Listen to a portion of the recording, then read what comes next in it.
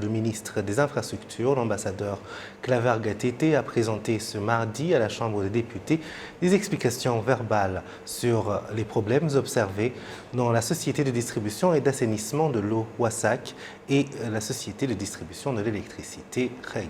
Kassim Youssouf, encore une fois. La commission parlementaire de l'audit des finances et du patrimoine de l'État PAC a en effet trouvé dans le rapport 2018-2019 de l'auditeur général des finances publiques que WASAC connaît des problèmes administratifs, la mauvaise gestion des finances, la mauvaise gestion des accords et des marchés publics. La société WASAC a également fait la sourde oreille et n'a pas mis en exécution les recommandations de l'auditeur général des finances au cours des 5 dernières années et n'a pas pu enregistrer les opérations dans les livrets comptables. Le président de la commission parlementaire de l'audit des finances et du patrimoine de l'État PAC indique que la mauvaise gestion a également concerné les usines d'épuration d'eau avec comme conséquence la distribution d'eau qui ne convient pas. Inganda zitunganya amazi zikora ku kigereranyo kiri hasi ugereranyije n'ubushobozi bwazo.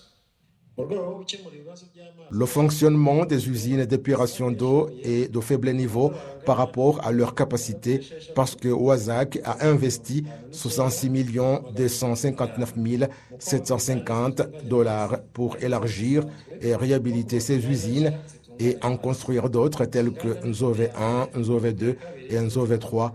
Et chaque usine devait produire 40 000 mètres cubes par jour, mais il a finalement été remarqué que leur fonctionnement était d'un faible niveau, entre 41 et 49% de leur capacité.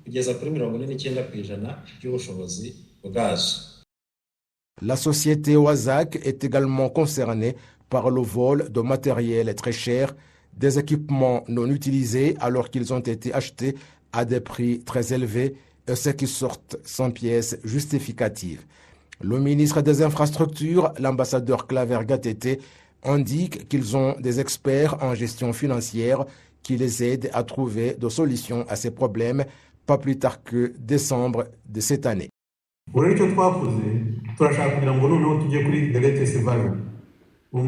que nous avons fait dans WASAC, c'est que nous leur avons amené des consultants qui sont sur terrain pour les aider à réconcilier à temps ces calculs et leur permettre de corriger ces erreurs. En août, il y aura un contrôle et en décembre, le système sera bien opérationnel et nous sommes convaincus qu'au cours de ce mois-là, nous aurons terminé toutes les corrections et nous ne serons plus dans les mêmes erreurs qu'avant.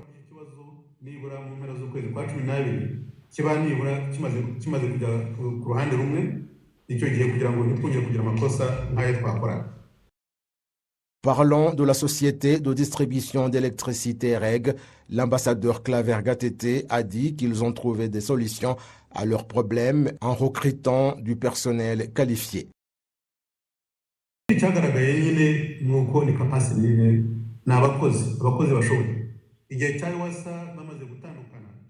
Le problème très remarqué concerne le personnel non qualifié.